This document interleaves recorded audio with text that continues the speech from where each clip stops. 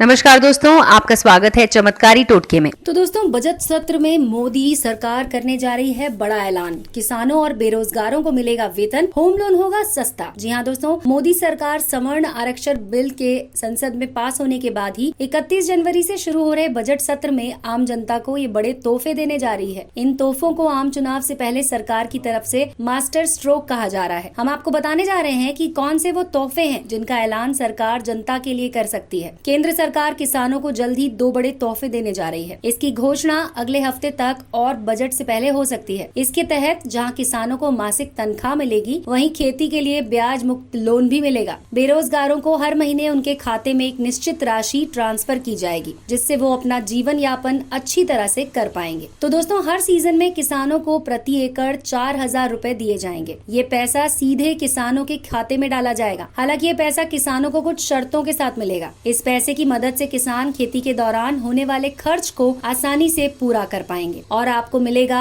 ब्याज मुक्त लोन। केंद्र सरकार ब्याज मुक्त लोन देने का भी ऐलान कर सकती है, जिससे किसानों पर ज्यादा आर्थिक बोझ न पड़े। किसानों को 1 लाख रुपए का ब्याज मुक्त लोन मिलेगा। ब्याज मुक्त लोन देने से सरकार पर करीब 2.5 लाख करोड़ रुपए का बोझ पड़ेगा। सरकार इसकी घोषणा यूनिवर्सल बेसिक इनकम UBI के तहत करेगी। 2019 के चुनाव पर नजर है सरकार की। जी हाँ दोस्तों, केंद्र सरकार की अब सीधी नजर मई 2019 में होने वाले आम चुनाव पर है। इसीलिए वो बजट में इस योजना की घोषणा कर सकती है, ताकि एनडीए एक बार फिर से भारी बहुमत से जीत सके। मोदी सरकार इस स्कीम पर 2 साल से काम कर रही है। भारत सरकार के मुख्य आर्थिक सलाहकार रहे अरविंद सुब्रमण्यम ने 29 जनवरी 2018 को कहा था कि अगले साल 1 और 2 राज्य में यूनिवर्सल बेसिक इनकम की शुरुआत हो सकती है। सुब्रमण्यम ने 2016-17 के आर्थिक सर्वे में ये सिफारिश की थी।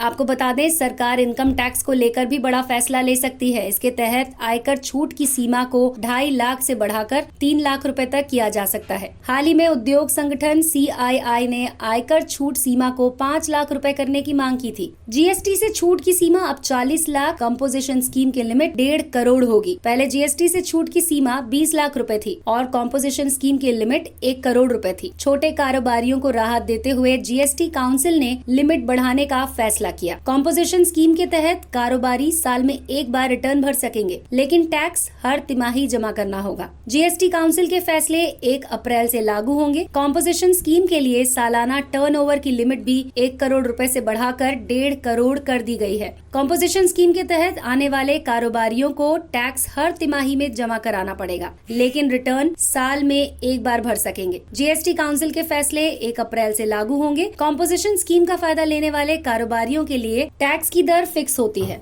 दोस्तों, आपको बता दें, सर्विस सेक्टर को भी कॉम्पोजिशन स्कीम का फायदा मिलेगा। 50 लाख रुपए तक टर्नओवर वाले सर्विस प्रोवाइडर को कॉम्पोजिशन स्कीम का फायदा मिलेगा। उन्हें 6% टैक्स देना होगा और होम लोन भी सस्ता हो जाएगा। 1 अप्रैल से आम जनता को बड़ा तोहफा देते हुए भारतीय रिजर्व बैंक ने सभी प्रकार के लोन की ब्याज दर को एक बड़े फैसले के अंदर डाल दिया है। इस नियम के तहत होम लोन, पर्सनल लोन, सूक्ष्म और लघु उद्योगों के लिए ब्याज दर के लिए बैंकों पर निर्भर नहीं रहना पड़ेगा। RBI तय करेगा ब्याज का दर। 1 अप्रैल से RBI जो भी रेपो रेट के हिसाब से ब्याज दर तय करेगा, व्यक्तियों को उसी के हिसाब से EMI देनी होगी। RBI की दरें घटते ही बैंक आपकी EMI घटा देंगे। इससे RBI द्वारा नीतिगत दरों में कटौती का लाभ ग्राहकों को मिलने की राह में पारदर्शिता आएगी। विशेषज्ञों का कहना है कि पहले RBI द्वारा रेपो रेट घटाए जाने के बावजूद बैंक अपने महंगे फंड का हवाला देते हुए ब्याज दरों में कटौती अपेक्षित तरीके से नहीं किया करते थे। हालांकि 1 अप्रैल 2019 से उन्हें एक्सटर्नल बेंचमार्किंग सिस्टम को मानना होगा।